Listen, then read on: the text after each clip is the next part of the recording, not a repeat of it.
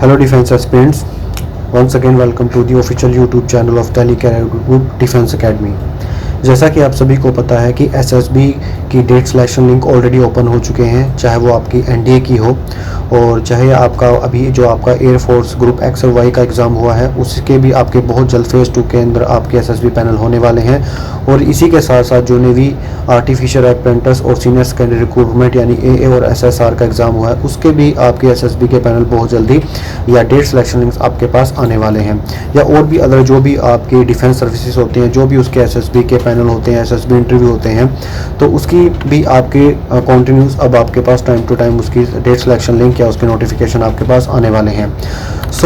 बहुत सारे स्टूडेंट्स हमसे क्वेश्चन करते हैं कि एसएसबी में एक्चुअल में होता क्या है। इसके रिगार्डिंग हम ऑलरेडी अब हमारे चैनल पे वीडियोस हैं, या फिर कि एसएसबी में हमें किस हिसाब से या किस तरीके से अपने आप को प्रिपेयर करके जाना चाहिए।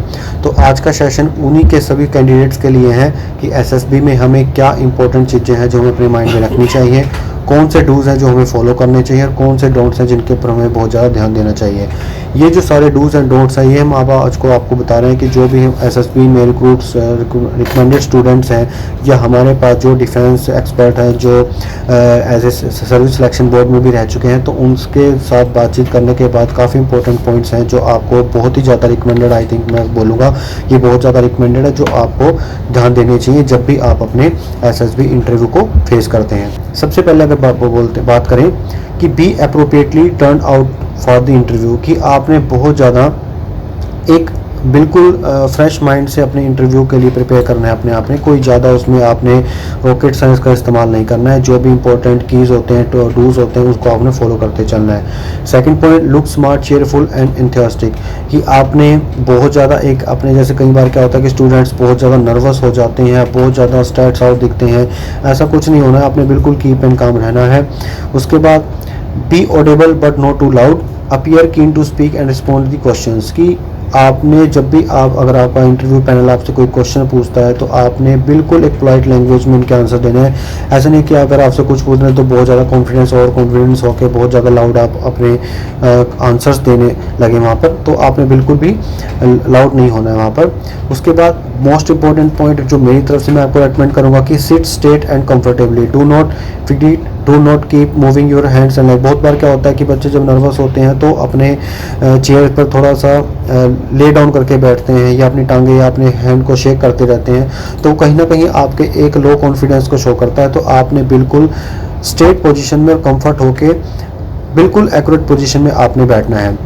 उसके बाद अगर हम बात करें acknowledge the questions being asked by gently, उसके बाद आपने अगर आपसे इंटरव्यू पैनल आपसे कोई क्वेश्चन पूछना तो बहुत ही पोलाइट और जेंटल तरीके से आपने उसके क्वेश्चन को हेड हिला के या आईज से आई कॉन्टैक्ट करके आपने उनके क्वेश्चंस को सुनना है और उनके जो भी आपके आंसर होते हैं उनको आपने उनके आंसर्स को वहाँ पर देना है। कि मीन्स क्या होता है कि एक आपका जो हेड की मूवमेंट होती है और जो आपके आई कॉन्टैक्ट होता है इंटरव्यू पैनल के सामने, वो आपके कॉन्फिडेंस लेवल को शो करता है। If you have not understand anything, politely ask the clarification और repeat the question। बहुत polite तरीके से क्वेश्चन को रिपीट करने के लिए आप उन्हें बोल सकते हैं। Must be clear about facts and figure regarding your biodata, जो भी आपने अपने बायोडाटा में लिखा है या जो भी आपने अपने बारे में बताया है उसके जितने भी फैक्ट्स और फिगर्स हैं, चाहे वो आपके मार्क्स ऑब्टेन्ड हो, रैंकिंग हो, आपकी कम्पिटिटिव एग्जाम के अंदर कोई इंपॉर्टेंट डेट्स हो, जो आपके स्कूल हो, नेम इंस्टीट्यूट हो, टीचर्स हो, फ्रेंड्स हो, ये आपके फैक्ट्स और फिगर बिल्कुल क्लियर होने चाहिए। आई डो नॉट रिमेंबर, इस टाइप की जो आंसरिंग होती है ये कहीं ना कहीं आपके लिए वहाँ पर आपको फेस करनी, अगर आप बोलते हैं तो कहीं ना कहीं आपको एक नेगेटिव इंप्रेशन को शो करता है। Next, a large number of questions are normally asked at one to go in sequence, की जो आपके क्वेश्चंस पूछे जाएंगे वो आपके एक सीक्वेंस के अंदर पूछे जाएंगे। So try and remember all these questions and attempt to answer them in same sequence. If you fail to recollect all the questions, finish those you remember and then request to clarify for anything left out, जो भी आपका बच जाता है। उसके बाद talk about hobbies, जब भी आपसे हॉबीज़ के बारे में पूछा जाए, पार्टिसिपेशन इन गेम्स, आपके स्पोर्ट्स हों, चाहे आपके एडवेंचर एक्टिविटीज़ जो भी आपने लाइफ में की हो या आप करना चाहते हो, अदर जो आपके इंटरेस्ट होते हैं।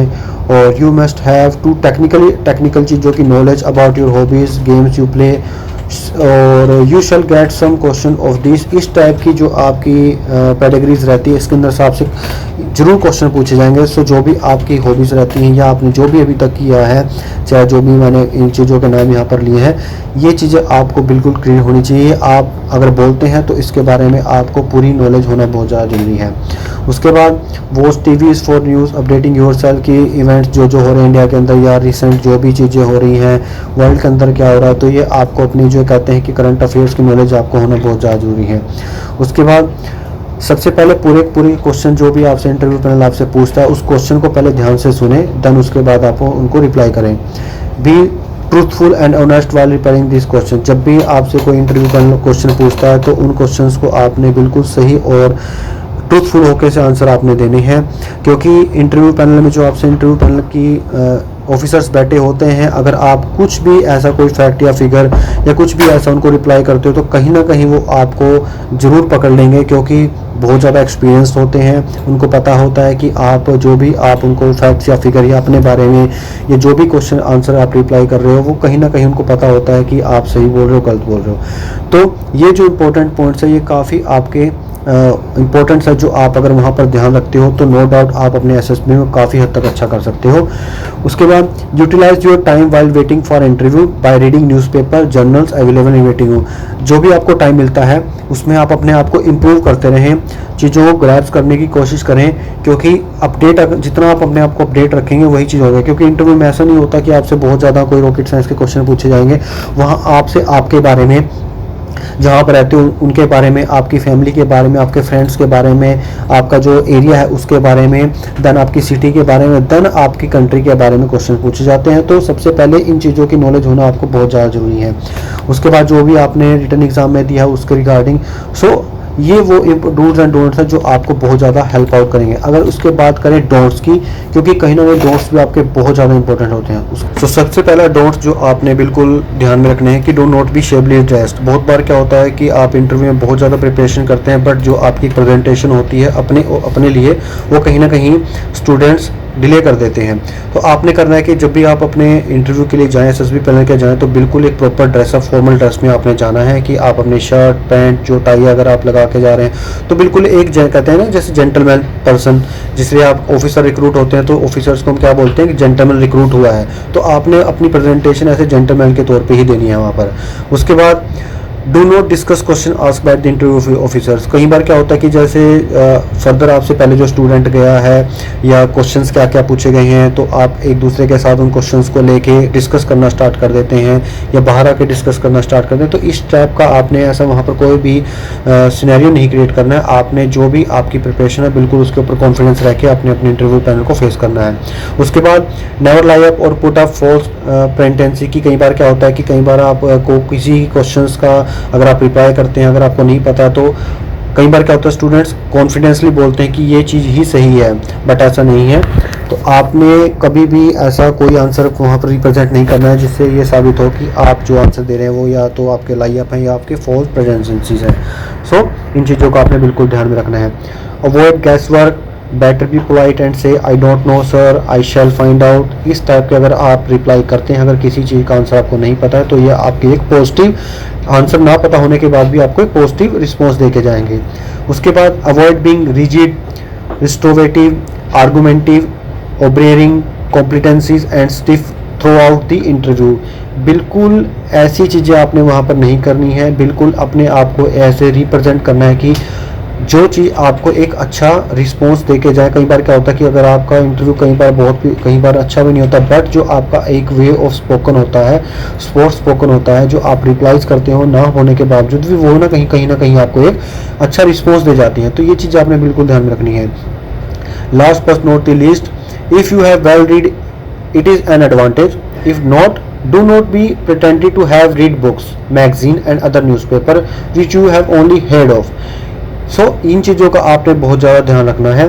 और ये जो डूज और डोंट्स आपको मैंने बताए हैं, अगर आप ये अपने इंटरव्यू के टाइम पे या अपनी प्रिपरेशन के टाइम पे अगर आप इनको फॉलो करते हैं तो मैं आपको डेफिनेटली श्योरिटी देता हूँ कि कहीं ना कहीं आपको ये बहुत ज़्यादा हेल्प आउट करने वाले हैं। So if you can prepare SSB interview और officer intelligence test, rating test होते हैं आपके, पीपीडीटी टेस्ट, पिक्चर प्रेजेंटेशन और प्रिस्क्रिप्शन डिस्क्रिप्शन टेस्ट होते हैं, अदर डिफेंस एग्जाम एंट्रेंस होता है, चाहे आपके एनडीए के हों, चाहे आपके एफकैट के हों, चाहे आपके सीडीएस के हों, चाहे आपके नेवी से रिलेटेड हों। सो हर टाइप की आपकी जो भी असेस ऑफ फुल लेंथ होती है, क्वालिटी लेक्चर्स होते हैं या इंटरव्यू की प्रिपरेशंस होती है, सभी के सभी आपको यहाँ पर दिल्ली कैरियर ग्रुप के अंदर हम गाइडलाइंस प्रोवाइड की जाते हैं।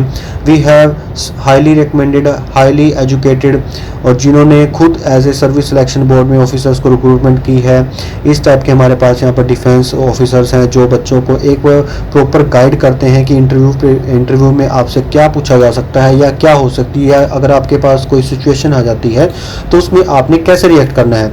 सो इस टाइप की अगर किसी भी आपको गाइडलाइंस की ज़रूरत होती है, गाइडेंस की ज़रूरत होती है, तो आप हमारे दिल्ली कैरियर ग्रुप को जरूर ज्वाइन कर सकते हैं।